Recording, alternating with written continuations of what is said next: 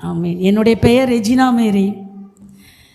நான் சங்கரன் கோயிலுக்கு அருகாமையிலே ராமலிங்கபுரம் என்கிற ஒரு கிராமத்திலே கர்த்தருடைய பணியை கடந்த 25 ஆண்டுகளாக அசம்பிளிஸ் ஆஃப் காட் ஸ்தாபனத்தில் இணைந்து கர்த்தருடைய பணியை நாங்கள் செய்கிறோம். நாங்கள் 2 பேர் ஊழியத்தில் இருக்கோம். எங்கள் குடும்பத்தில் நானும் இதே போல் ஒரு 15 கிராமங்களை மையமாக வைத்து கர்த்தருடைய பணியை நாங்கள் செய்கிறோம். அந்த ஊழியத்தில் நான் பொறுப்பெடுக்கும் பொழுது எனக்கு 23 வயது. இப்பொழுது எனக்கு 49 வயது நடந்து கொண்டிருக்கிறது. என்னுடைய மகளை 1.25 வயதில் அந்த கிராமத்துக்கு நான் தூக்கி கொண்டு சென்றேன் அந்த ஊழியத்திற்கு. இப்பொழுது அவளுக்கு கடந்த செப்டம்பர் மாதம் திருமணமாகி இப்போ அவள் 5 மாதம் கன்சீவாக அவள் திருமணம் மூலம் செய்து ஆசீர்வதித்திருக்கிறார். எனக்கு ஒரு மகன் உண்டு. அவன் பேர் ஜெபசிங். அவன் கர்த்தருடைய பணியை செய்வதற்கு தன்னை அர்ப்பணித்து வருகின்ற ஜூன் மாதத்திலே நம்முடைய வேதாம கல்லூரிக்கு செல்வதற்கு அவன் ஆயத்தமாக இருக்கின்றைக்கு. அவன் தான் கீபோர்டு போடுறதுக்காக அவனை வர சொல்லியிருந்தோம். அவனுக்கு கொஞ்சம் உடல்நிலை சரியில்லாதனால அவன் வர இயலவில்லை. எங்களுடைய ஊழியங்களுக்காக நீங்கள் தொடர்ந்து ஜெபியுங்கள். அருமையான சகோதரி சொன்னாங்க, ஒரு 4 பேரை வச்சு தான் இந்த ஊழிய பணியை ஆரம்பித்தோம்.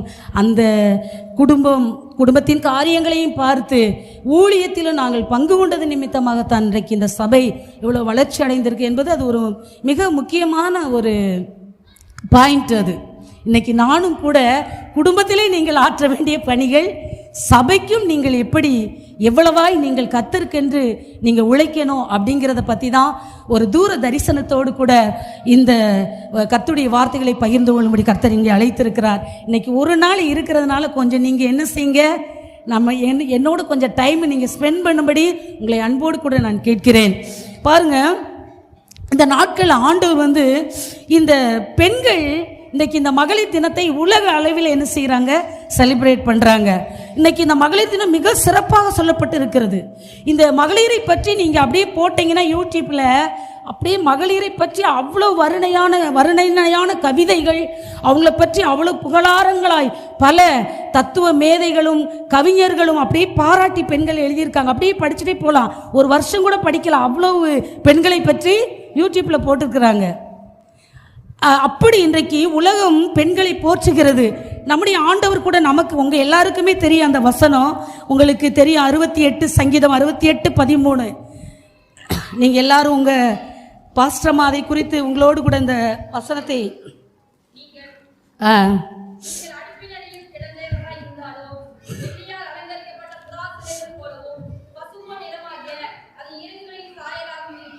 ஆமென், அல்லேலூயா.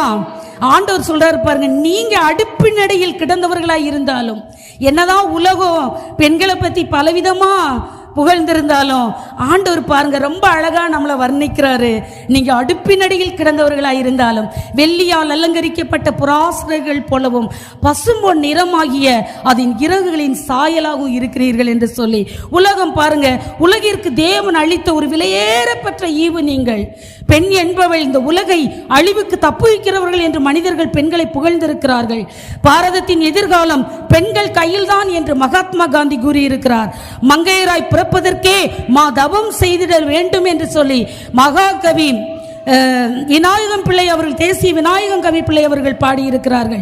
இப்படி ஜவஹர்லால் நேரு கூட மக்களை எழுப்பிவிட பெண்ணை எழுப்பிவிட்டால் போதும், அவள் அசைந்தால் குடும்பம் அசையும், பின்பு இந்த தேசமே அசையும் என்று அவர் சொல்லி இருக்கிறார். இப்படி உலக பிரகாரமாக எத்தனையோ பேர் பெண்களை பற்றி மிகவும் சிறப்பாக சொல்லி இருக்கிறார்கள். அது மாத்திரமல்ல, இன்று உலகத்தில் நாம் பார்ப்போமே ஆனால் இன்றைக்கு பல துறைகளில் பெண்கள் பல சாதனைகளை படைத்துக் கொண்டிருக்கிறார்கள். பல புகழும் பெருமை இன்றைக்கு உலகத்திற்கு சேர்த்துக் கொண்டிருக்கிறார்கள். ஆனால் அவையெல்லாம் ஒரு நாளிலே அவர்களோடு கூட அழிந்துவிடும். ஆனால் நீங்களும் நானும் செய்கிற, கர்த்தருக்காக செய்கிற, குடும்பத்தில் நீங்க செய்கிற ஒவ்வொரு காரியமும் பலனாக நாம் மரிக்கும் போது நம்மோடு கூட வரும் என்று கர்த்தர் சொல்லி இருக்கிறார்.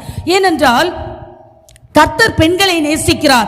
இன்றைக்கு பெண்கள், உண்மையாகவே சொல்றேன், பெண்கள் இன்றைக்கு ஆண்களுக்கு ஈக்குவலா எல்லா காரியங்களிலும் அவங்க எப்படி இருக்கிறாங்க.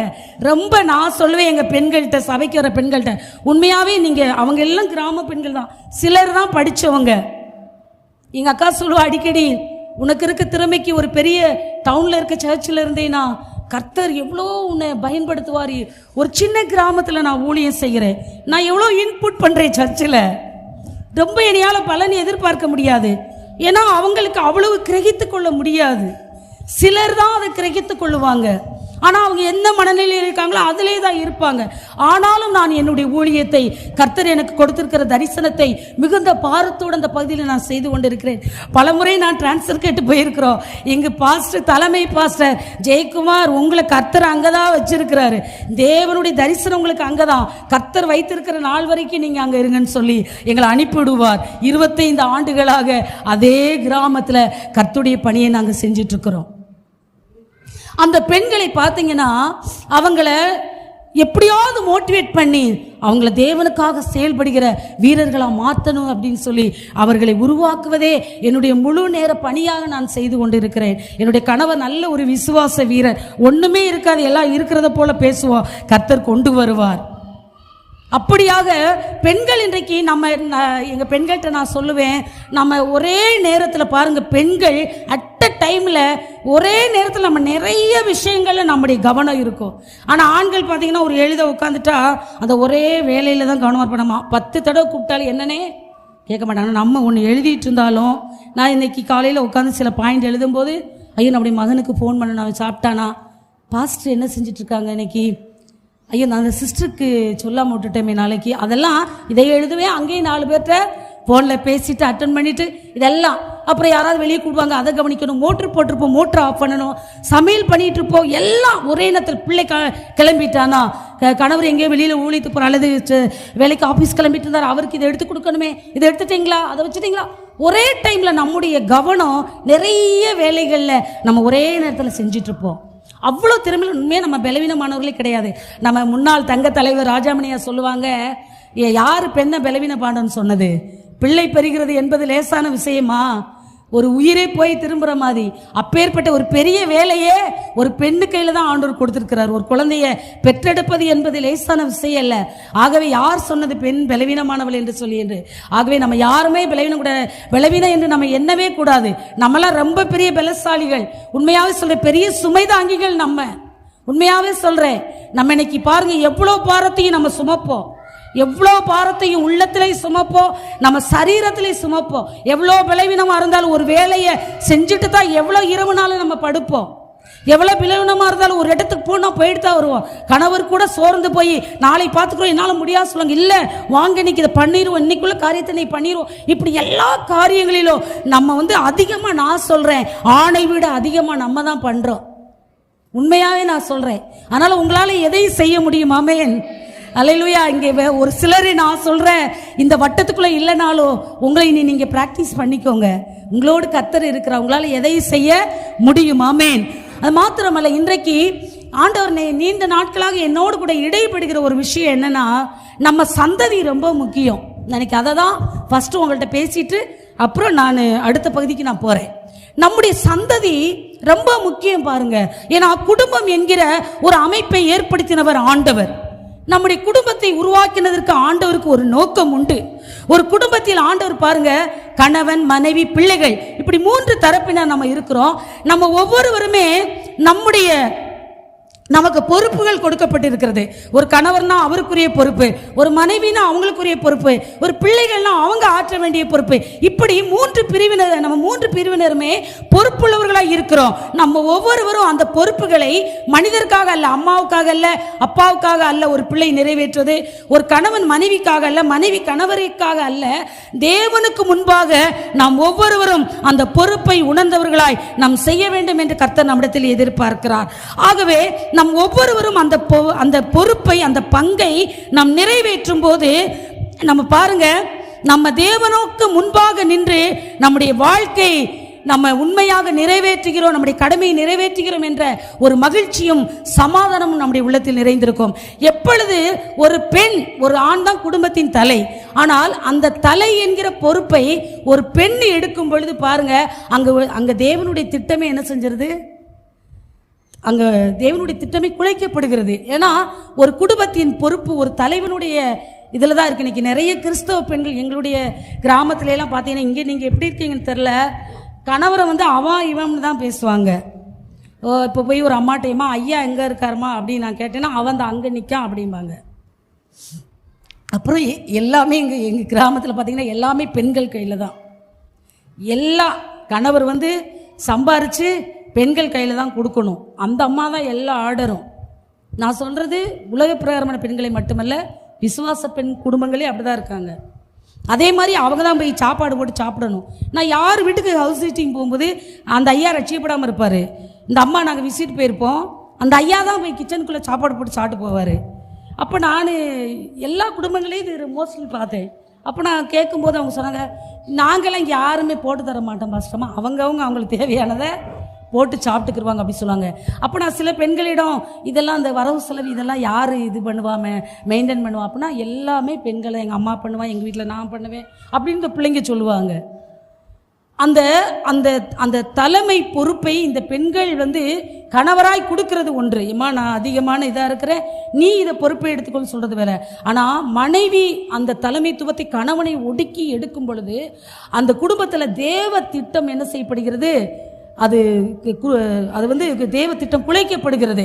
ஆகவே நம்ம கிறிஸ்தவ பெண்கள் யாருமே உங்கள் கணவர் நீ இதை பண்ணுமா, நீ கரெக்டாக ஞானமாக அதை நீ செயல்படுத்துமா அப்படின்னு சொல்லி உங்கள் கையில் பொறுப்பு கொடுத்து அதை நீங்கள் செய்யுங்க. ஆனால் அந்த பொறுப்பை வலுக்கட்டாயமாக நம்ம எடுக்கவே கூடாது, உங்களுடைய கடமை அது. அப்புறம் ரெண்டாவது பாருங்க, இந்த தலைமுறை அப்படின்னு நம்ம சொல்லும்போது பாருங்க, ஆண்டவர் ஆதியாகமம் 18ஆம் அதிகாரத்தின் 19ஆம் வசனத்தில் விதமாய் சொல்லுகிறார். நாம் எடுத்து வாசிப்போம். ஆதி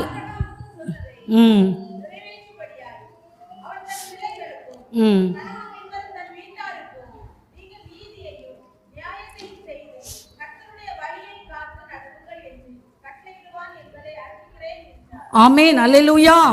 கர்த்தர் ஆபிரகாமை குறித்து ஒன்று சொல்லுகிறார். கர்த்தர் ஆபிரகாமுக்கு சொன்னதை நிறைவேற்றும்படியாய் அவன் தன் பிள்ளைகளுக்கும் தனக்கு பின்வரும் தன் வீட்டாருக்கும் நீங்கள் நீதியையும் நியாயத்தையும் செய்து கர்த்தருடைய வழியை காத்து நடுவுங்கள் என்று கட்டளையிடுவான் என்பதை நான் அறிந்திருக்கிறேன் என்று சொல்லுகிறார். ஆண்டவர் பாருங்க, ஆண்டவர் ஒரு ஆதாம் ஏவாள் பாவம் செய்த போது கூட, தூதர்கள் பாவம் செய்த போது என்ன செஞ்சார் ஆண்டவர்? சொல்லுங்க, பேசுங்க. தூதர்கள் பாவம் செய்த போது அவங்க தள்ளிட்டாரு. இப்போ அதான ஆவி அலையுது, எல்லாம் அக்கிரமம் பண்ணிட்டு கெடுதல் பண்ணிட்டு. ஆனால் ஆதாம் ஏவாள் பாவம் செய்த போது ஆண்டவர் அவங்க ரெண்டு பேரையும் இவங்களை க்ளோஸ் பண்ணிடுவோம், இவங்க ரெண்டு பேரை மட்டும்தான் நம்ம படைச்சோம், இவங்களை நம்ம அழிச்சிருவோம் அப்படின்னு ஆண்டவர் நினைக்கல. ஆண்டவர் அவங்களுக்கு ஒரு வாய்ப்பு கொடுக்குறாரு. எப்படியாவது இவங்க மனம் மாறி ஒரு பரிசுத்த ஜெனரேஷன், ஒரு சந்ததி, என்னை சேவிக்கிற ஒரு சந்ததி இவர்கள் மூலமாக உருவாக வேண்டும் என்று சொல்லி ஆதாம் ஏவாளை கர்த்தர் மன்னித்து அவர்களுக்கு என்ன செய்கிறார் என்றால் வாழ்வதற்கான வழியை ஏற்படுத்தி கொடுக்கிறார். அப்போ பிசாசு பார்த்தா நம்ம பெருமை கொண்ட போது நம்மளை தள்ளிட்டாரு. இவங்க அவர் வார்த்தையை மீறி இருக்கிறாங்க. இவங்களை ஆண்டவர் என்ன செஞ்சாரு? உயிரோடு விட்டுட்டாரு. அதனால இவங்களுக்கு பிறக்கிற சந்ததியை, நம்ம தேவனை சேவிக்கிற சந்ததியை விடக்கூடாதுன்னு சொல்லிட்டு முதல் மகனை எப்படி மாறினா? கொலைகாரனாக. ஆதாம் ஏவாளுக்கு பிறந்த முதல் மகன் காயின் கொலைகாரனாக மாறினான். அது பிசாசனுடைய இது. எப்படியாவது ஆண்டவரை சேவிக்க ஒரு பரிசுத்த சந்ததி உருவாக கூடாது, கர்த்தரை சேவிக்கிற ஒரு சந்ததி உருவாக கூடாது என்பது பயங்கரமான பிசாசனுடைய திட்டம். ஆனால் ஆண்டவர் பாருங்க, அதுக்கடுத்து கர்த்தர் ஒவ்வொருவரையாய் காப்பாற்றி வருகிறார். கடைசி ஒரு பெரிய கூட்டம், ஒரு எண்ணிக்கைக்கு அடங்காத ஒரு திரள் சந்ததி உருவாகிருச்சு. ஆனால் அதுல நோவா குடும்பம் மட்டும்தான் கர்த்தர் உத்தமமா சேவிக்குது. அங்கேயும் ஆண்டவர் ஒரு குடும்பத்தை காப்பாற்றுகிறார். அவங்க தேவனை சேவிக்கும்படியான ஒரு கிருபை அவர்களுக்கு கிடைத்தது. அந்த குடும்பத்தை கர்த்தர் பாருங்க, 8 பேர், அவ்வளோ பேர்ல அந்த 120 வருடம் சொல்றது, கர்த்தர் அழிக்க போற அந்த நாள் வரைக்கும் 120 வருஷம். அவை பேழையை செய்ய தொடங்கின நாள் முதல் கர்த்தர் அழிக்கிற நாள் வரைக்கும் அந்த 120 வருஷம் அந்த கேப்ல ஆண்டவர் பாருங்க, மனுக்குலத்தின் மீது வைத்திருக்கிற அன்பின் நிமித்தமா எப்படியாவது இவங்க மனம் மாறணும், என்னை சேவிக்கணும் அப்படின்னு சொல்லி ஆண்டவர் அந்த குடும்பத்தை காப்பாற்றி அந்த பேழையை செய்து கொண்டிருக்கும் போது கர்த்தர் அந்த மனுக்குலத்திற்கு ஒரு வாய்ப்பு கொடுக்கிறாரு. எல்லாருமே கேட்டிருப்பாங்க, இது என்ன ஏதோ பெருசா பண்ணிட்டு இருக்கிறாங்க, இது என்ன பெருசா ஏதோ நோவா பண்ணிட்டு இருக்கிறாருன்னு. அப்ப அவன் சொல்லியிருப்பான், பெரிய மழை ஒண்ணு வரப்போது, இந்த உலகத்தை கர்த்தர் அழிக்க போறாரு, மனம் திரும்புங்க, நீதி நியாயத்தை செய்யுங்க அப்படின்னு சொல்லி. ஆனா அது எல்லா ஜனங்களுக்கும் அது பரவி இருக்கும். ஆனா ஒருத்தனும் மனம் திரும்பல. ஆனா நோவாவை கர்த்தர் காப்பாற்றினார். ஏன்னா ஒரு சந்ததி கர்த்தரை சேவிக்க வேண்டும் என்று கர்த்தருடைய மகா பெரிய நோக்காது. ஆகவே அவனை காப்பாற்றினான். நீங்கள் அப்படியே படிப்படியாக நீங்கள் வேதத்தை ஆராய்ந்து பார்த்தீங்கன்னா கர்த்தர் சந்ததிகளை காப்பாற்றி கொண்டு வந்திருப்பதை நம்ம பார்க்க முடியும். இன்றைக்கும் கூட இப்போ உள்ள காலம் ரொம்ப டெக்னாலஜி உலகத்தில் இருக்கிறோம். இன்னைக்கு பாருங்க, நம்முடைய குழந்தைகள் என்று சொல்லும்போது நம்முடைய குழந்தையை நான் சொல்லலை. இன்னைக்கு உலகத்தில் இருக்க அத்தனை குழந்தைகளும், அத்தனை இளைஞர்களும், அத்தனை வாலிபர்களும், அத்தனை பேரும் இன்றைக்கு நம்முடைய குழந்தைகள், நம்முடைய இளைஞர்கள், நம்முடைய வாலிபர்கள், நம்முடைய சகோதரர்கள், நம்முடைய சகோதரிகள் எல்லாம் தெருக்களின் முனைகளிலே மூர்ச்சித்து போய் கிடக்கிறார்கள். அவனுக்கு என்ன நடக்குன்னு தெரியல. மொபைலை பார்த்துட்டு தன்னை சுற்றி என்ன நடக்குதுன்னு அவனுக்கு தெரியல. அவனை ஒருத்தர் கொலவணி பின்னாடி போட்டா கூட அவனுக்கு தெரியாது. அப்படி மூர்ச்சித்து போய் தேவனற்றவர்களாய் மரணத்தை நோக்கி பயணித்துக் கொண்டிருக்கிறது இந்த உலகம், இந்த சந்ததி. ஆனா இன்றைக்கு தேவனுடைய பெண்களாகிய நீங்களும் நானும் இன்றைக்கு நம்முடைய குடும்பத்தில் நம்முடைய சந்ததியை குறித்த ஒரு கரிசனை நமக்கு வேண்டும் என்று கர்த்தர் நம்மிடத்தில் எதிர்பார்க்கிறார். நான் சீக்கிரமாக சில வசனங்களை நான் வாசித்து நான் கடந்து செல்கிறேன். வேதத்தில் சொல்லப்பட்டிருக்கிறது, சங்கீதம் 22:30-31 ஒரு சந்ததி அவரை சேவிக்கும், தலைமுறையாக அது ஆண்டவருடைய சந்ததி எனப்படும். பிறக்கப் போகிற ஜனங்களுக்கு அவருடைய நீதியை அந்த சந்ததி அறிவிக்கும். அல்லேலூயா. கர்த்தர் இவ்வளவு பெரிய உலகத்துல நம்மை கர்த்தரை சேவிக்கிறவர்களாக நம்மை தெரிந்து கொண்டிருப்பது நமக்கு கிடைத்த எவ்வளவு பெரிய பாக்கியம் பாருங்க. அது நம்ம நல்லவர்களா இருந்ததினால இல்ல, அவருடைய தயவின்படி, அவருடைய இரக்கத்தின்படி தேவன் நம்மை தெரிந்தெடுத்திருக்கிறார். ஆதியாகமம் 17:7 சொல்லப்பட்டிருக்கிறது, உனக்கு பின்வரும் உன் சந்ததிக்கும் நான் தேவனாய் இருக்கும்படி எனக்கும் உனக்கு பின்வரும் தலைமுறையாய் வரும் உன் சந்ததிக்கு நடுவில் என் உடன்படிக்கையை நித்திய உடன்படிக்கையாய் ஸ்தாபிப்பேன் என்றார். அல்லேலூயா. அங்கெல்லாம் சொல்றத ஆண்டவர் பாருங்க, உன்னோட மட்டும் நான் சொல்லல, ஆண்டவரே உனக்கு பின்வரும் உன் சந்ததிக்கும் தலைமுறையாக நித்திய உடன்படிக்கையாக என் உடன்படிக்கையை ஸ்தாபிப்பேன் என்று கர்த்தர் சொல்லுகிறார். ஆபிரகாமோடு 1 நாளாகமம் 17:17 சொல்லப்பட்டிருக்கிறது, தாவீது விதமாய் சொல்லுகிறான், மகா மேன்மையான சந்ததியின் மனுஷனாக என்னை பார்த்தீர் ஆண்டவரே என்று. எனக்கு இந்த வார்த்தை வாசித்த பொழுது நான் அப்படியே கலங்கி நான் அழுதேன். ஆண்டவரே, எவ்வளவு ஒரு மகா மேன்மையான சந்ததியின் மனுஷனாக நீர் என்னை பார்த்திருக்கிறீர் ஆண்டவரே என்று சொல்லி, எங்களுடைய சபையிலிருந்து ஒரு சகோதரியை நான் ஒரு வீட்டு வேலைக்காக நாங்கள் அனுப்பினோம். அப்போ அந்த சிஸ்டர்கிட்ட நான் அவங்களை அனுப்புறதுக்கு முன்னாடி நான் கூப்பிட்டு சொன்னேன், சிஸ்டர், இந்த உலக பிரகாரமான உங்கள் ஜாதி வேற, இந்த உலக மனுஷன் ஜாதின்னு சொல்கிறேன். நான் ஜாதினே எங்கள் பாஸ்ட் நாங்கள் பேசவே மாட்டோம். நாங்கள் யார் எங்கள்கிட்ட பொண்ணு பார்க்க ஜாதி சொன்னால் நாங்கள் அவங்களுக்கு பொண்ணை பார்க்க மாட்டோம். அப்போ அந்த சிஸ்டர்கிட்ட நான் சொன்னேன், வசனத்தை எடுத்து வாசித்து காட்டினேன். 1 பேதுரு 2:2 இருக்கிறது, அந்தகார இருளில் நின்று ஆச்சரியமான ஒளியிடத்துக்கு வரவழைத்தோடைய புண்ணியங்களை அறிவிக்கும்படி தெரிந்து கொள்ளப்பட்ட சந்ததி ராஜரீகமான ஆசாரி. நான் சொன்னேன், சிஸ்டர், நீங்கள் போனோன்னே அந்த வீட்டில் அந்த அம்மா ஒரு பக்தியுள்ள கிறிஸ்தவங்க. என்னோட கான்ஃபரன்ஸ் காலில் அந்த அம்மாவுக்கு 74 வயசு ஆகுது. என்னோட நைட்டு 10 to 11 கான்ஃபரன்ஸ் ப்ரேயரில் அந்த அம்மா ப்ரேயரில் இருக்காங்க. எப்போ பார்த்தாலும் ப்ரேயர் தான். எப்போ ஃபோன் பண்ணாலும், அம்மா அந்த இப்போ ப்ரேயர் கொஞ்சம் நேரத்தில் போயிடுவேன், ஏதாவது முக்கியமான விஷயம் இருக்கா சீக்கிரம் சொல்லுங்கள் அப்படிம்பாங்க. என் குடும்பத்தோட ப்ரேயர், என்னுடைய உடன் பிறந்தவங்களோட ப்ரேயரு, மத்தியானம் ஒரு குரூப்பில் ப்ரேயரு, அதிகாலையில் ஒருத்தவங்களோட ப்ரேயரு அப்படின்னு 74 வயசில் சொல்லிகிட்டு இருக்காங்க. அப்போ நான் அந்த சிஸ்டர்கிட்ட சொல்லி அனுப்பினேன், அந்த அம்மா அவங்கள என்ன ஜாதின்னு கேட்டுச்சுன்னா, நான் ஆசாரிய ஜாதின்னு சொல்லுங்கன்னு சொல்லி விட்டேன். அதே மாதிரி அந்த அம்மா போன உடனே எல்லாம் அந்த அம்மா வாமா உட்காருமா எல்லாம் சொல்லிட்டு, ஏமா நீ என்ன ஜாதி அப்படின்னே சிஸ்டர் சொல்லிட்டாங்க, நான் ஆசாரிய ஜாதிமா அப்படின்னு சொல்லிட்டாங்க. அதுக்கடுத்து அவங்களுக்குள்ள ரெஸ்பெக்டே அங்கே வேற.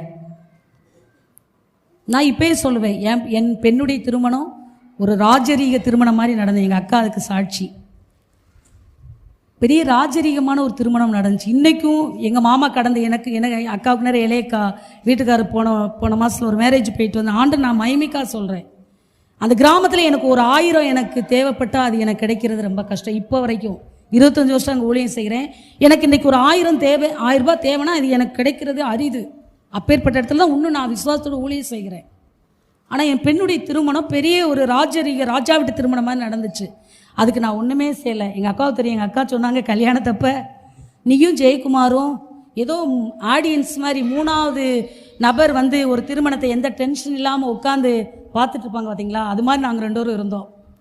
எவ்வளோ பணம் நகை எல்லாம் இருந்தாலும் ஒரு பெற்றோருக்கு ஒரு பதட்டம் இருக்கும், யார் வந்திருக்கிறாங்க, ஐயோ இதுக்கு என்ன செய்ய, அது எதுவுமே இல்லை. நாங்கள் 2 பேரும் ஏன்னா ஆண்டவர் சொன்னார், நான் ஆண்டவர் சொன்னேன், எனக்கு ஒரு வார்த்தை மட்டும் நீங்கள் பேசிடுங்க, எனக்கு ஒரு வார்த்தை பேசிட்டிங்கன்னா நான் அமைதியாக இருப்பேன். என் கையில் பணம் இல்லை, எதுவுமே இல்லை, எனக்கு ஒன்றும் இல்லை. எங்கள் விசுவாசி ஃபோன் பண்ணி ஒன்று கேட்டுகிட்டே இருக்கு, பாஸ்டர்மா கல்யாணம் புதன்கிழமை சனிக்கிழமை என்ன செய்கிறீங்க, எவ்வளோ பணம் வச்சு? ஜோதி என்ற ஒன்றும் இல்லை, கர்த்தர் பார்த்துக்கொள்வார். இப்படி நீங்கள் நம்பினாலும் சரி நம்பாடி சரி. உன்னை பாசமாக என்ன பாசமாக இப்படி சொல்லிகிட்டு இருக்கீங்க, ஜோதி இது வரைக்கும் தேவன் தான் நடத்துகிறாரு, இனியும் நடத்துவார்மா அப்படின்னு சொல்லிட்டு நான் இருக்கேன். பாருங்கள், அந்த அதுக்கான எல்லா தேவையும் கர்த்தர் அற்புதமாக சந்திச்சார். அப்படியே ஒரு தேவன்கிட்ட ஒன்று மட்டும் கேட்டேன், எனக்கு ஒரு வார்த்தை மட்டும் நீங்கள் சொல்லிட்டீங்கன்னா நான் அமைதியாக இருப்பேன்னு சொல்லிட்டு. ஆண்டவர் சொன்னார், நிலை பெயராத தேவ சமாதானத்தின் உடன்படிக்கை உன்னோடு நான் பண்ணுறேன். அந்த நிலை பெயராத தேவ, அதுதான் பாப்பாவுடைய என்கேஜ்மெண்ட்டுடைய அந்த ஃப்ளெக்ஸில் அடிச்சிருந்தோம், என் சமாதானத்தின் உடன்படிக்கை உன்னை விட்டு நிலை பெயராது. அதை நான் ஆண்டவர் பாஸ்டர்கிட்ட சொன்னேன், என்னோட தேவன் பேசின வார்த்தை இது, இதை மேலே வசனத்தை போட்டுருங்க அப்படின்னு சொல்லிட்டு. அந்த சமாதானத்தை தான் நான் அனுபவித்தேன். எந்த டென்ஷனுமே இல்லை, அப்படியே உட்காந்து சந்தோஷமா.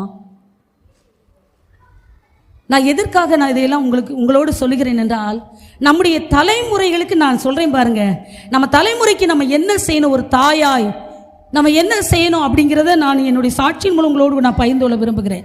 அப்போ மகா மேன்மையான ஒரு சந்ததியின் என்னுடைய பெண்ணுடைய பயோடேட்டா நாங்கள் இது பண்ணும்போது எனக்கே தெரியாது, ஏமா நீ எனக்கு பயோடேட்டாலாம் எப்படி ப்ரிப்பேர் பண்ண தெரியாது, என் பாப்பா தான் அதை டைப் பண்ணா. அப்போ பண்ணும்போது எனக்கே தெரியாது, அவள் கோழி காஸ்ட்னு அதில் போட்டிருக்கா, ஜாதிங்கிற இடத்துல காஸ்ட்டுங்கிற இடத்துல கோழி காஸ்ட்னு போட்டிருக்கா, பரிசுத்த ஜாதி.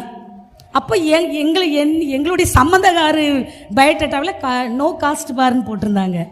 அப்போ அவர் எங்கள் பெண்ணோட இதை பார்த்த உடனே அவர் இப்படிப்பட்ட குடும்பம் தான் நமக்கு தேவைன்னு சொல்லிட்டு எங்களுடைய இது ஓகே ஆயிடுச்சு. அவங்களுக்கு யாருன்னே தெரியாது, சென்னை பட்டணம், சென்னையில் எப்படி இருப்பாங்க என்னன்னே தெரியாது, சென்னை பசங்க எப்பேற்பட்டவங்கள எதுவுமே தெரியாது. ஆண்டோட சொன்னேன், ஆண்டோரே நான் ஒரு வெள்ளந்தி, எனக்கு ஒன்றும் தெரியாது, அவங்க உள்ளத்தை எது எனக்கு தெரியாது, உங்களுக்கு எல்லாம் தெரியும், என் பிள்ளைக்கு செட் ஆகலைன்னா விளைக்கிறங்க, அவர் தான் நான் எல்லாம் நீங்கள் நேர்த்தியாக நடத்துங்க ஆண்டவரே அப்படின்னு சொல்லிட்டு கர்த்தர் அவிதமாய் நேர்த்தியாக நடத்தினா. உண்மையாக நான் அந்த மாதிரி ஜாதி இந்த ஜாதி அந்த ஜாதி அதே இல்லை, நான் பார்த்ததெல்லாம் இப்போ இந்த வசனத்துக்கு தான் நான் சொல்ல வந்தேன். மகா மேன்மையான சந்ததியின் மனுஷனாக என்னை பார்த்தீர். அல்லேலூயா அல்லேலூயா. அப்படி பாருங்க, என்ன குலம் கோத்திராது இல்லை, உங்களை மகா மேன்மையின் சந்ததியான மனுஷியாய் கர்த்தர் பார்க்கிறார். மல்கியா 2:6 சொல்லப்பட்டிருக்கிறது, தேவ பக்தி உள்ள சந்ததி நீங்கள் என்று சொல்லி. அல்லேலூயா அல்லேலூயா. நியாயாதிபதிகள், அதற்கு பிற்பாடு சொல்லுகிறேன், ஏசாயா 59:21 சொல்லப்பட்டிருக்கிறது, உன் சந்ததியின் மேல் என் ஆவியையும் உன் சந்தானத்தின் மேல் என் ஆசீர்வாதத்தை ஊற்றுவேன். நீங்க யாரு? ஆசீர்வாதமான சந்ததி. அப்படி போடுங்க பயோடேட்டாவில் உங்கள் பிள்ளைக்கு என்ன காஸ்ட்னா பிளஸட் காஸ்ட்னு போடுங்க, ஆசீர்வதிக்கப்பட்ட சந்ததியும் போடுங்க. முதலாக பொண்ணு எடுப்பாங்க, நான் சொல்கிறேன். அல்லேலூயா ஆமென். 1 பேதுரு 2:9 இப்போ நம்ம வாசித்தோம், தெரிந்து கொள்ளப்பட்ட சந்ததி. அல்லேலூயா. ராஜரிக ஆசாரிய கூட்டம். என்னாம 25:13 சொல்லப்பட்டிருக்கிறது, பினேகாசை குறித்து தேவனுக்காக பக்தி வைராக்கியம் பாராட்டின சந்ததி. அல்லேலூயா. அவனுடைய சந்ததி நித்தியமாக ஆசாரிய பட்டத்தை பெற்றிருப்பார் என்று சொல்லப்பட்டிருக்கிறது. என்னாம 14:24 காலேபை குறித்து சொல்லப்பட்டிருக்கிறது, அவன் வேறே ஆவியுடைய சந்ததி, அவன் சந்ததிக்கு நான் ஆசீர்வாதத்தை கொடுப்பேன் என்று கர்த்தர் சொல்லியிருக்கிறார். அது மாத்திரமல்ல, 1 நாளாகமம் 23:24 சொல்லப்பட்டிருக்கிறது, கர்த்தருடைய ஆலயத்தில் பணிவிடை செய்கிற சந்ததி. அல்லேலூயா. அப்படிதான் உங்க சந்ததி என்னுடைய சந்ததி இருக்கணும். ஆமென். அப்படி பாருங்க, உங்க சந்ததியை நீங்க அப்படிதான் பார்க்கணும். அதைத்தான் கர்த்தர் எதிர்பார்க்கிறார். ஆகவேதான் சங்கீதம் 78:4 சொல்லப்பட்டிருக்கிறது, பின்வரும் சந்ததிக்கு மறைக்காமல் கர்த்தரின் துதிகளையும் அவருடைய பலத்தையும் அவர் செய்த அதிசயங்களையும் மறைக்காமல் விவரிக்கிற சந்ததி. ஆமென். அல்லேலூயா. அப்படிப்பட்ட சந்ததியாய்த்தான் கர்த்தர் நம்மை பார்க்கிறார். அடுத்து சொல்லப்பட்டிருக்கிறது சங்கீதம் 24:6 அவர் சமூகத்தை நாடுகிற சந்ததி. ஆமென். அல்லேலூயா. சங்கீதம் 37:26 சொல்லப்பட்டிருக்கிறது, இறங்கி கடன் கொடுக்கிற சந்ததி. அல்லேலூயா. ஆமென். ஏசாயா 54:3 சொல்லப்பட்டிருக்கிறது, பாழாய் கிடந்தவைகளை எல்லாம் குடியேற்றுவிக்கும் சந்ததி நம்முடைய சந்ததி. ஆமென். அல்லேலூயா. அப்படியாக 112ஆம் சங்கீதத்தில் சொல்லப்பட்டிருக்கிறது, நீதிமானின் சந்ததி. ஆமென். அல்லேலூயா. இப்படியெல்லாம் கர்த்தர் நம்மை சொல்லி இருக்க இன்றைக்கு நாம் எப்பேற்பட்டவர்களாய் இருக்கிறோம், எப்பேற்பட்ட சிந்தனை, எப்பேற்பட்ட தொலைநோக்குடையவர்களாய் இருக்கிறோம் என்பதை ஒவ்வொரு பெண்களும் நாம் சிந்தித்து பார்க்க வேண்டியது மிக மிக அவசியம். ஆமென், அல்லேலூயா. இன்றைக்கு நமக்கு எங்க நமக்கு எழுப்புதல் வரணும் தெரியுமா? நம்முடைய புத்தியில தான் நமக்கு எழுப்புதல் வரணும். அல்லேலூயா. சும்மா ஒரு பெரிய மோகன் சேனை கூட்டத்தில் போயிட்டு அல்லேலூயா அப்படின்னு சொல்லிட்டு ஆர்ப்பரிச்சுட்டு ஓடியாறது இல்லை. அதெல்லாம் எழுப்புதலே இல்லை. அப்படியே ஒரு அபிஷேக பாட்டை பண்ணோன்னே தட தடன்னு கையடிச்சு குதிச்சு கீழே மடார்னு விழுந்து ஏதோ ஒளி வந்த நோனோ அதெல்லாம் எழுப்புதல் இல்லை. முதல்ல புத்தியில தான் எழுப்புதல். இந்த வசனத்தை கேட்கும்போது புத்தி வரணும். அல்லேலூயா. இந்த புத்தியில எழுப்புதல் அடைஞ்சா, நான் இந்த புத்தியில எழுப்புதல் என்னைக்கு அடைஞ்சேனோ அன்றைக்கு நான் தேவனுடைய ஆசீர்வாதத்தை நான் சுதந்திரித்து கொண்டு இருக்கிறேன். அல்லேலூயா. ஆண்டவர் எனக்கு 2013 ஒரு நாள் அதிகாலை 3 மணிக்கு நான் எழும்பி ஜெபம் பண்ணிட்டு இருந்தேன் சபையை குறித்து. ஆண்டவர் சொன்னார், 49 அதிகாரத்தில் என்னோடு பேசினார். பிள்ளைகளற்று இருக்கிற உனக்கு உண்டாயிருக்க போகிற பிள்ளைகள் உனக்கு இடம் எங்களுக்கு நெருக்கமாய் இருக்கிறது என்று உன் காதுகள் கேட்க சொல்லுவார்கள். அப்போது இவர்களை எனக்கு பிறப்பித்தவர் யார், இவர்களை எனக்கு வளர்த்தவர் யார் என்று உன் இருதயத்தில் சொல்லுவாய். நியாயமாய் சிறைப்பட்டு போனவர்களையும் பலவந்தனால் கொள்ளையாய் கொண்டு போகப்பட்டதையும் நான் உனக்கு மீட்டுக் கொடுப்பேன் ஆண்டவர் சொன்னாரு. அப்ப நான் டிரான்ஸ்ஃபர் கேட்க போகும்போதுதான் போன வாரம் ஸ்ட்ரீட் பாஸ்டரை பார்த்துட்டு அவர் வீட்டில் உட்கார்ந்து இருக்கிறோம். ஆண்டவர் என்னோடு பேசிட்டு இருக்கிறாரு. பிள்ளைகளே இல்லை, நீ அழுதுட்டு இருக்கேல, இடம் எங்களுக்கு நெருக்கமா இருக்குதுன்னு சர்ச்சை எக்ஸ்டெண்ட் பண்ற அளவுக்கு உனக்கு நான் கொடுப்பேன், நீ ஏன் இங்கே வந்து உட்கார்ந்துருக்கிறன்னு என்கிட்ட பேசுறாரு. நான் அப்படியே குழம்பி போய் உட்கார்ந்துட்டு இருக்கிறேன். ஆண்டவரே, எனக்கு என்ன செய்யறதுன்னு எனக்கு தெரியல. ஆனால் நான் முடங்கி போய் கிடக்கிறது போல் ஒரு கிராமத்தில் நான் கிடக்கிறேன். என்னை என் மேலே வச்சிருக்கிற நோக்கத்தை நீங்கள் நிறைவேற்றுங்க. இன்றைக்கி எத்தனையோ இடங்களில் கர்த்தர் என்னை கொண்டு போய் பயன்படுத்துகிறாரு. கான்ஃபரன்ஸ் ப்ரேயர்லாம் நான் செய்து கொடுக்குறேன். ஆண்டவரே, என்னுடைய சபைக்கு நான் பயன்படணுமே, எனக்கு தாங்க, பிள்ளைகளை தாங்க அப்படின்னு சொல்லிட்டு இன்னும் அந்த வாக்குத்தத்தத்தை விசுவாசத்தோடு கூட நம்பி நான் உட்கார்ந்துட்டு இருக்கிறேன். ஆகவே நம்முடைய தேவன் இந்த புத்தியில நமக்கு மாற்றம் வர வேண்டும் என்று நம்மிடத்தில் எதிர்பார்க்கிறார். பாருங்க, முதல்ல நான் ஒரு விசுவாசம் உள்ள ஒரு தாயை குறித்து உங்களோடு சொல்ல விரும்பு. எனக்கு கொடுக்கப்பட்ட நேரம் 3/4 மணி நேரம் தான். 8:45 நான் உங்கள் கையில் கொடுக்கணும், பாஸ்டர்மா கையில். நான் என்ன சொல்ல வந்தேனோ அதை நான் கடன்னு உங்கள்கிட்ட சொல்லிட்டு இந்த ஊழியத்தை நிறைவேற்ற நான் விரும்புகிறேன். அப்போ பாருங்க, சொல்லும்போது ஆண்டவர் இந்த விசுவாசம் உள்ள தாய் என்று சொல்லும்போது நீங்க பார்த்தீங்கன்னா தீமோத்தேயுனுடைய தாய் ஐனிக்கேயாள், அவங்களை குறித்து சொல்லப்பட்டிருக்கிறது. அப்போஸ்தலர் 16:1 வாசிப்போம்.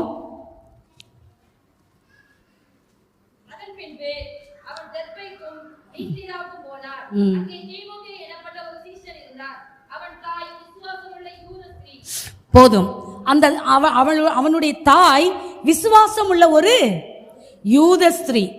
தீமோத்தேயிலே சொல்லப்பட்டிருக்கிறது, முதலில் பாட்டியாகிய லோவிசாலுக்குள்ளும் அடுத்த தாயாகிய ஐனிக்கேயாளுக்குள்ளும் அந்த விசுவாசம் இப்ப உனக்குள்ள வந்திருக்கிறது என்று தீமோத்தேயை பற்றி அங்க சொல்லப்பட்டிருக்கிறார். பாருங்க, ஃபர்ஸ்ட் அவங்க பாட்டி அவங்க அம்மாட்ட அந்த விசுவாசத்தை கடத்துறாங்க. அப்புறம் அந்த தாய் தன்னுடைய பிள்ளைக்குள்ள அந்த விசுவாசத்தை என்ன செய்யறாங்க, கடத்துறாங்க. நான் பாங்க, நீங்க இங்க இருக்கிற எந்த தாய்மார்களுமே உங்க பிள்ளைகளை, சின்ன பிள்ளையா இருந்தாலும் சரி, கை குழந்தையா இருந்தாலும் சரி, உங்க குழந்தைகளை ஞாயிற்றுக்கிழமை எந்த காரணத்தை கொண்டு வீட்டில் விட்டுட்டு வரவே கூடாது. வீட்டில் வயசான அம்மா இருக்காங்க பார்த்துக்கோங்க, இல்லை விருந்தாள் வந்திருக்காங்க பிள்ளையை பார்த்துக்கோங்க, இன்னைக்கு கொஞ்சம் ஃப்ரீயாக போய் ஆண்டவர் ஆராதிச்சிட்டோம் இல்லாட்டி ஏதாவது கேட்டுட்டு வச்சுட்டு அப்படி இருப்பா நீங்கள் நினைக்கவே கூடாது. சிறு குழந்தையிலிருந்தே உங்கள் பிள்ளைகளை நீங்கள் ஆலயத்து கொண்டு வந்து பழக்குங்க. நீங்கள் ஒரு நல்ல தாயை இதுவரைக்கும் நீங்கள் அப்படிப்பட்ட ஒரு விஷயத்தை நீங்கள் செய்ய தவறி இருந்தாலும் இன்றைக்கு ஆண்டவற்றை நீங்கள் சரியாகி உங்கள் பிள்ளைகளை விசுவாசம் உள்ள பிள்ளைகளை என்ன செய்யுங்க, வழங்க. ஆண்டுடைய ஆலயம் எப்படிப்பட்டது, தேவனுடைய ஊழியக்காரர்களை நம்ம கனம் பண்ணணும், அவங்கள மதிக்கணும், கர்த்தருடைய வார்த்தை கேட்கும்போது அமைதியாக கேட்கணும், நம்ம ஆலயத்துக்கு வரணும். அப்பதான் கர்த்தர் உன்னோடு பேசுவார், சாமுவேல்கிட்ட பேசுற மாதிரி உன்னோடு பேசுவாருன்னு சொல்லி நீங்கள் பிள்ளைகளுக்கு நீங்க விசுவாசத்தை அவர்கள் விவரம் தெரிந்த நாள் முதலே புகட்டி நீங்க வளர்க்கிற ஒரு தாயா இருக்கணும்னு சொல்லி கர்த்தர் உங்களிடத்துல எதிர்பார்க்கிறார். பாருங்க, அப்போஸ்தலர் இன்னொரு வசனத்தை வாசிப்போம். 2 தீமோத்தேயு 3:15 வாசிங்க.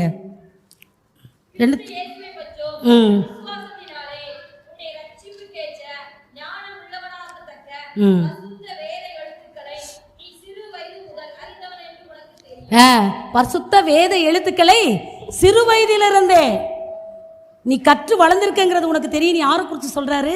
தீமோத்தேயை குறித்து தான் பவுல் எழுதுகிறார் இங்கே.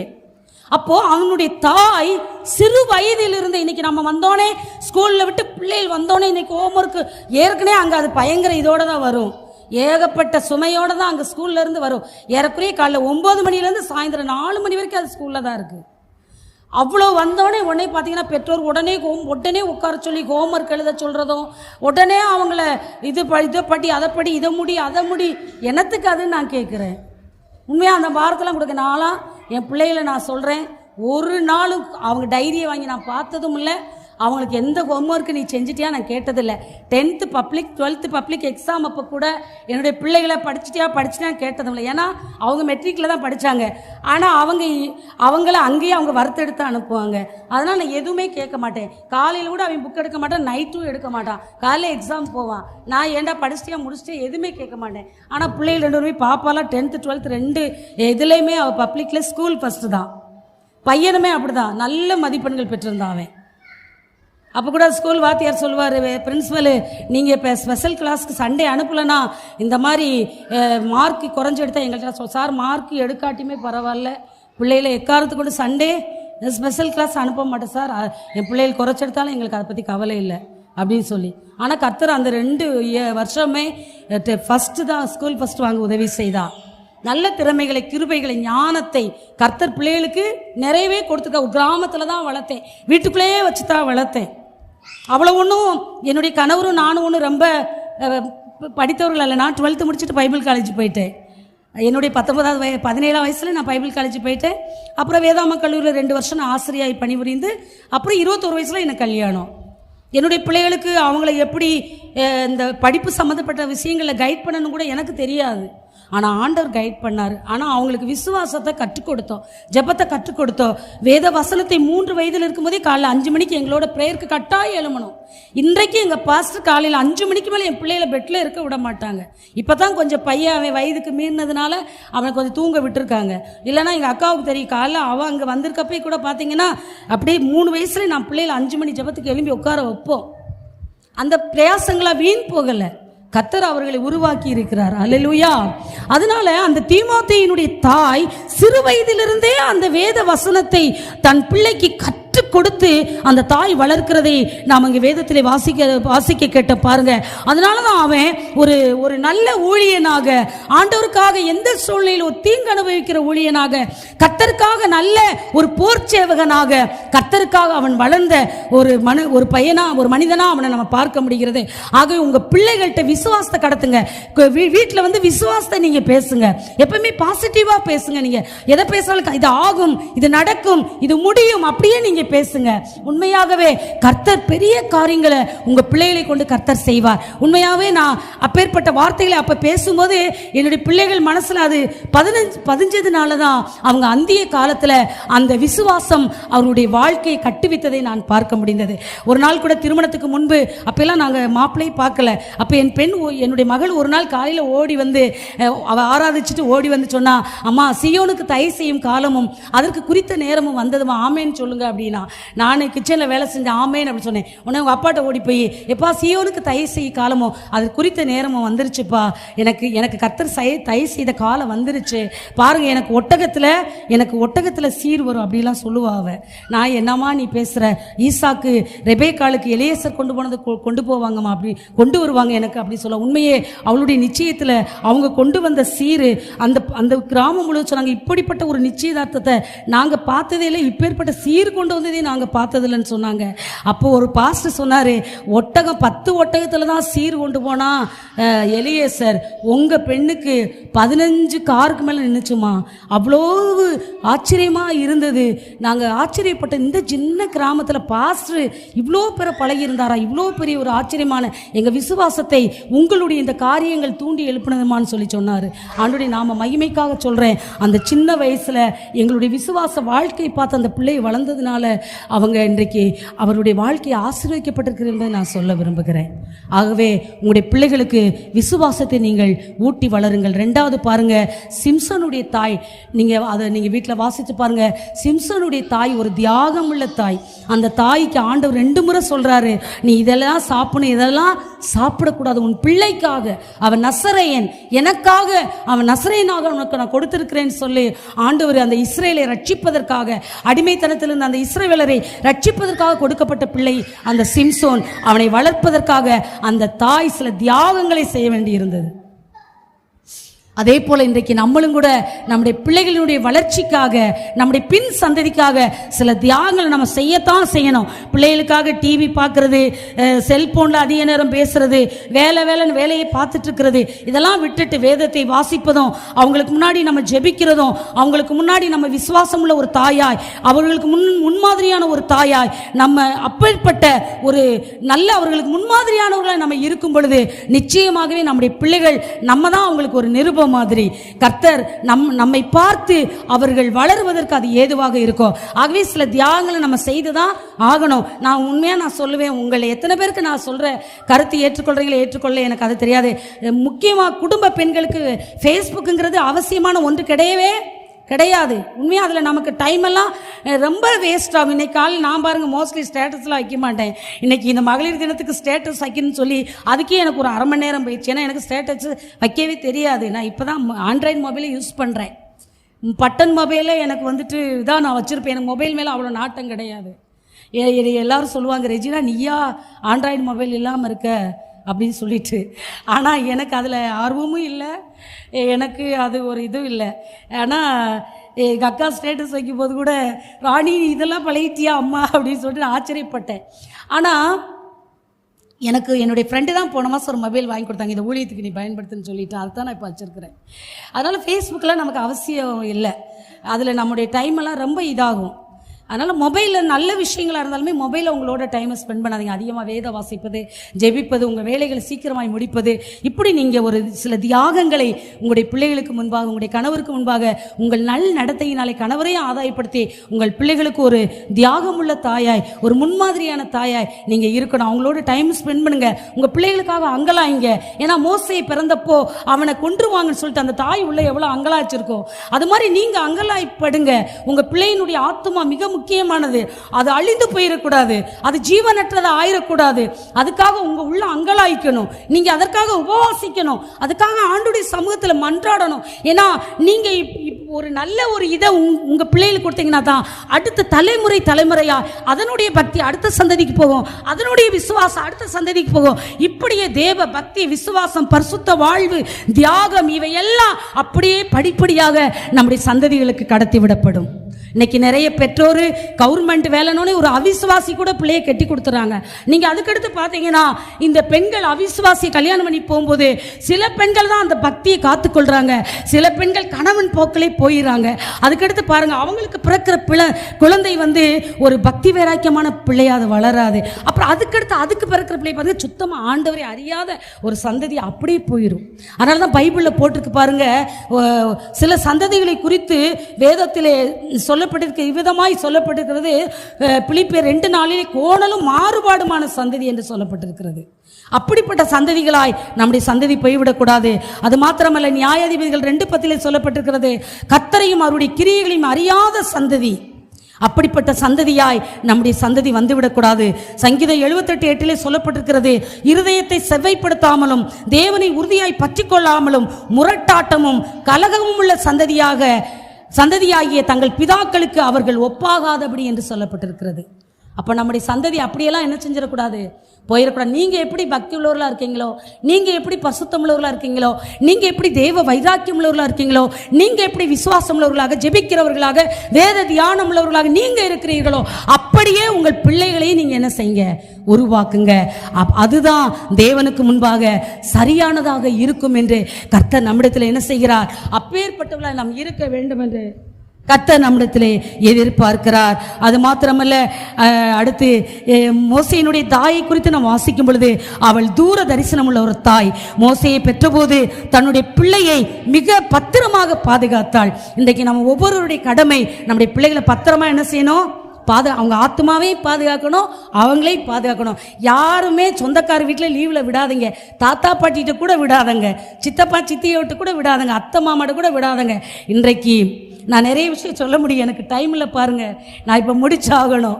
நிறைய நான் உண்மையாக நடந்த சம்பவங்களை நான் பார்த்ததே உங்களுக்கு சொல்ல முடியும். எந்த பிள்ளைகளையும் லீவில் எங்கேயுமே என்ன செய்யாதங்க, விடாதீங்க. உங்கள் பிள்ளைகளை பாதுகாக்க வேண்டியது உங்களுடைய கடமை. அது மாத்திரமல்ல, அவர்களை குறித்த தூர தரிசனம் உள்ளவர்களாய் உங்களுடைய பிள்ளைகளை வளருங்கள். ஏனென்றால் ஒரு தூர தரிசனத்தோடு தன் ஜனங்களை குறித்த பாரத்தை அந்த தாய் அந்த மோசையினுடைய புகுத்தி வளர்த்ததினால்தான் அவள் ஒரு பெரிய தரிசனம் உள்ள ஒரு தலைவனாய் அந்த லட்சோபலட்ச ஜனங்களை அவன் வழி நடத்தினான். ஹல்லேலூயா. உங்கள் பிள்ளைகளை குறித்து அப்படி தூர தரிசனமாக பாருங்கள். அவங்கள கலெக்டரா, டாக்டரா, பெரிய ஒரு நாட்டை ஆளுகிற ஜனாதிபதி, அது ஒரு பகுதி. இன்னொன்று பாருங்கள், லட்ச ஜனங்களை கர்த்தரண்டை வழி நடத்துகிற தலைவனாய் கூட என்னுடைய பிள்ளைகள் ஒரு மோசையை போல, ஒரு தாவீதை போல, ஒரு தானியேலை போல, ஒரு தீமோத்தேயை போல, ஒரு பவுலை போல ஆண்டவர் என் பிள்ளைகள் அப்படியாய் கர்த்தருக்காக பிரகாசிப்பார்கள் என்கிற ஒரு தூர தரிசனத்தோடு உங்களுடைய சந்ததியை நீங்கள் பாருங்கள். நிச்சயமாகவே கர்த்தர் உங்கள் சந்ததியை ஆசீர்வதிப்பார். அது மாத்திரமல்ல, கடைசியாக உங்கள் தரிசனம் உங்கள் சபையோடு கூட இருக்கட்டும். ஆமென், அல்லேலூயா.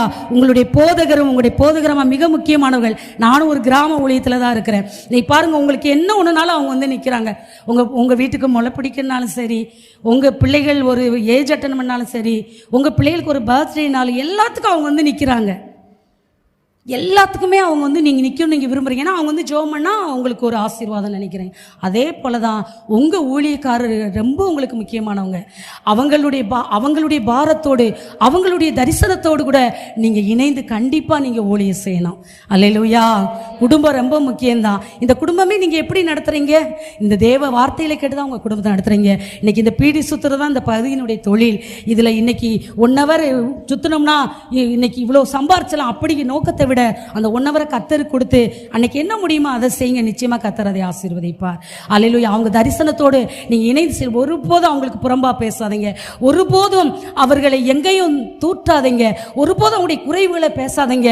அவர்கள் உங்களுடைய ஒரு குடும்பத்தில் பாஸ்டர் ராஜாமணியா சொல்லுவாங்க, ஒரு ஹோட்டல்ல உட்காந்து நீ சாப்பிட்ற, அங்க சாம்பார் சரியில்லைன்னு இலையை தூக்கிட்டு பக்கத்து ஹோட்டலுக்கா போற, நீ எப்படி இருந்தாலும் நீ கொடுத்த காசுக்கு அங்கதான் நீ உட்காந்து சாப்பிட்டு எழும்பி போற. அதே போல சபை என்பது ஒரு குடும்பம்.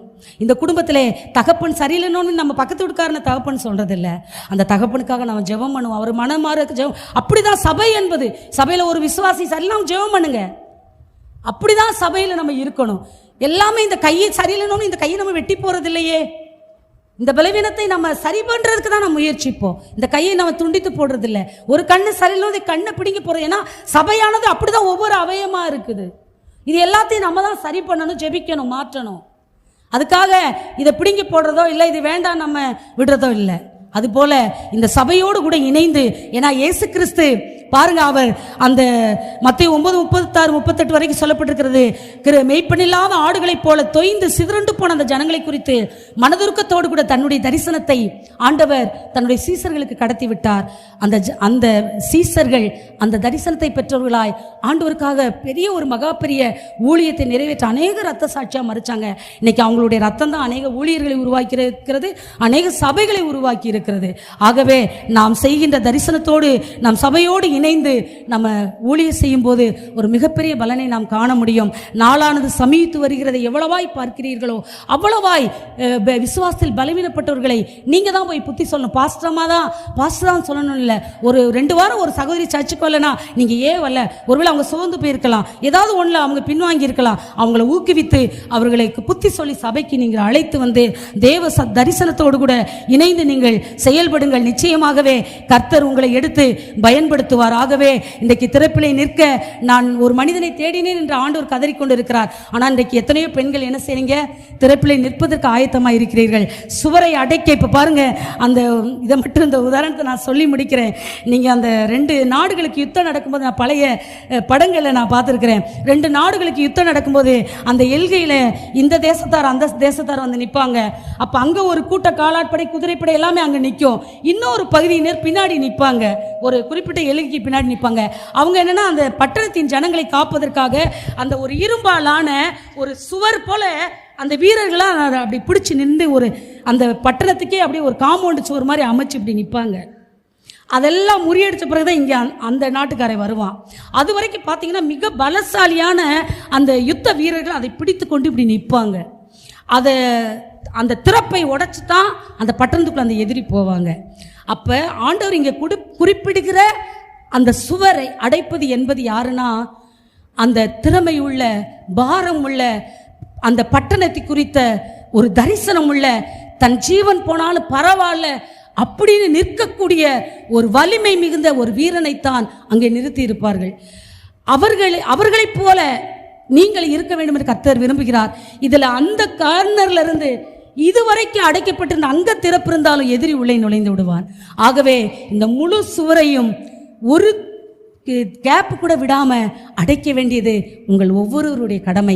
ஆகவே இதை யாரோ செய்வாங்க, படித்தவங்க செய்வாங்க, அந்த அவங்களுக்கு திறமை இருக்கு, அவங்க அப்படி இல்லாமல் இங்கே அமர்ந்திருக்கிற ஒவ்வொரு சிறுவர் முதல் முதியோர் வரைக்கும் நீங்கள் அத்தனை பேரும் திறப்பிலே நின்று சுவரை அடையுங்கள். ஏனென்றால் நான் தேசத்தை அழிக்காதபடி என்று கர்த்தர் சொல்கிறார்.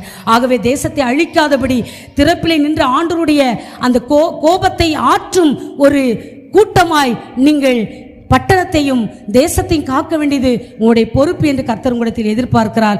ஆபிரகாம் அதைத்தான் செய்தான். லோத்து அழிக்கப்படக்கூடாது என்பதற்காக ஆண்டவரிடத்தில் கடைசி வரைக்கும் பறிஞ்சு பேசுறான். 10 நீதிமான்கள் இருந்தாலும் அந்த பட்டணத்தை அழிக்க மாட்டேன்னு ஆண்டு சொல்றாரு. அப்ப பாருங்க, 90 பேர் அங்க பாவியா தான் இருக்கான், ஆனா 10 பேர் இருந்தாலும் அழிக்க மாட்டேன்னு சொல்றாரு. அப்ப மக்கள் மீது கர்த்தர் கொண்ட கரிசனை பாருங்க.